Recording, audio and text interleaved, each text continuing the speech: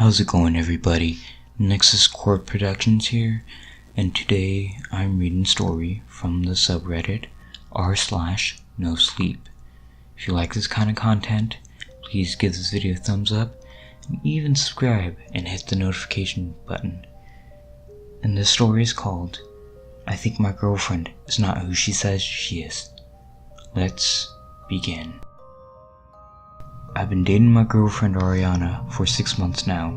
We both work as freelancers and met on a gathering organized through a Facebook group last year.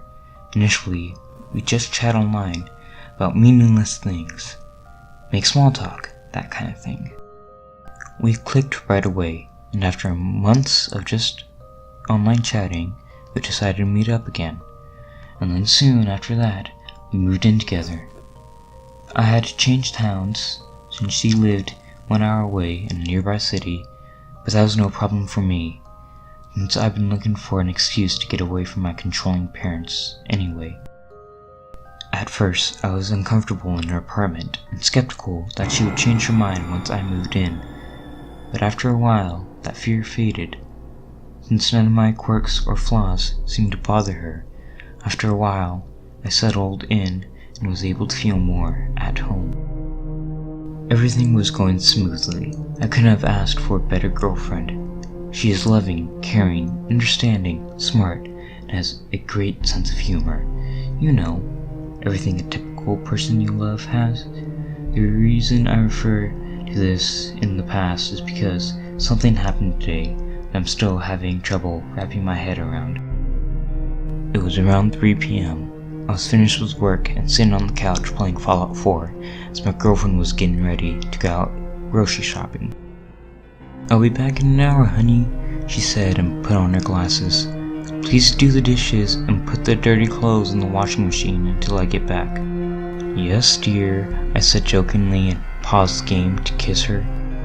After about 20 minutes of killing radioactive roaches and doing errands for survivors of the wasteland, I decided it was time to get my tedious chores out of the way. I washed the bundle of dishes, heavily sighing for each new dirty plate that would, in my mind, magically appear in the sink. Then I went to my office to take all the dirty clothes out. I usually just throw my clothes on the floor or on the chair, which probably every procrastinator and lazy person knows about. Mine happens to be one of those bar-like stools with heaps of clothes threatening dangerously to fall aside at the slightest touch. But picking up that bundle was no problem. The real issue were the scattered shirts, socks, and pants on the floor. Frowning, I knelt down and started collecting the clothes, but as I leaned on the door in the farmost corner of the room in order to pick up a stray shirt, I felt something. One of the floorboards moved. Now loose floorboards are a common thing around here, but this one didn't just move slightly ajar. It almost sent my hand plummeting down into the floor. "What the hell?" I gasped quietly, removing and sweeping the shirt away from the crime scene. One of the floorboards was sticking upwards, like a seesaw. With hesitation I pulled it out, pulling a string of web along with it, revealing only blackness underneath. I leaned above it to see if I could catch a glimpse of anything, but it was too dark. Using a flashlight from my phone to illuminate it, observing a square-shaped object inside.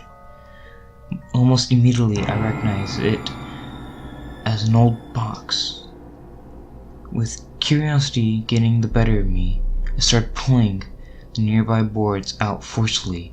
Some of them were stuck firmly, and there was no way anyone could find a loose one unless they specifically stepped on it. Eventually, I managed to create a gap wide enough to observe the contents of the hole more clearly.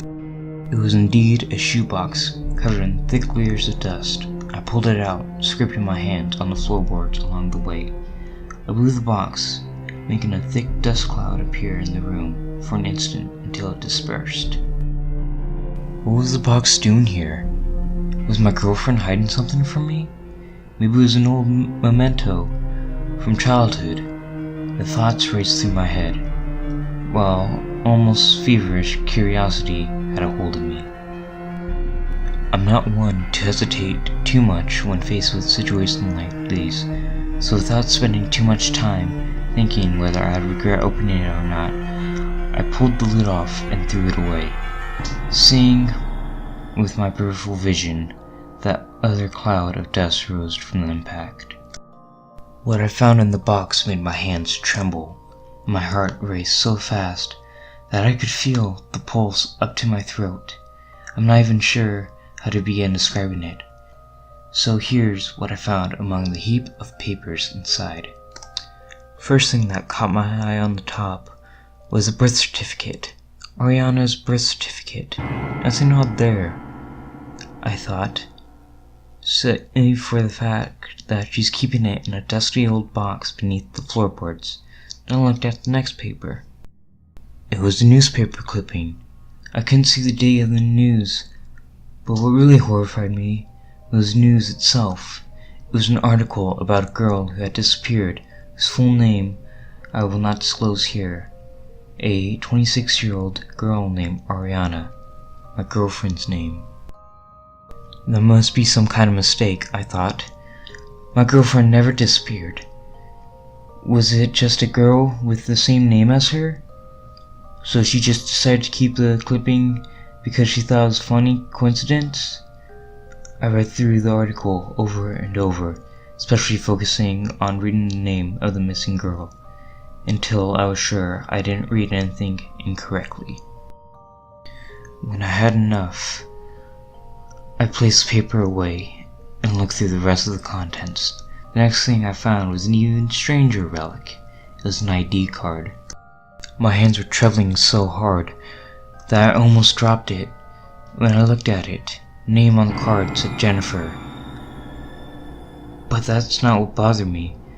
What made my heart race even faster was the fact that the woman on the picture was my girlfriend's lookalike. She was more overweight than Ariana, and her hair was dyed red. In contrast to my girlfriend's blonde hair, her facial features matched that of my girlfriend with uncanny similarities.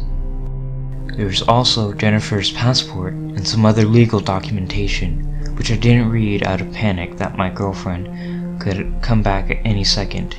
I hastily returned the contents back inside the box and into the hole, covering it with floorboards and using the dirty shirt to mop the dust from the floor. As soon as I was done, I bolted out of the apartment and sent my girlfriend a text that I had gone to the gym earlier due to a meeting I have later. I knew that she would be able to tell if something was wrong if she saw me in that state upon returning, so I would give myself time to recollect. And here I am posting about it right now, looking over my shoulder every couple of minutes, afraid I'll see my girlfriend standing behind me, demanding an explanation. I want to go to the police, but I'm not sure what to say. For all I know, they could just laugh at me and send me home. What I do know is that I can't go back into that apartment. And that's where the story leaves off. If you guys enjoyed, like the video. If you guys didn't, you know what to do. This is Nexus Core Productions, signing off in 3, 2, 1.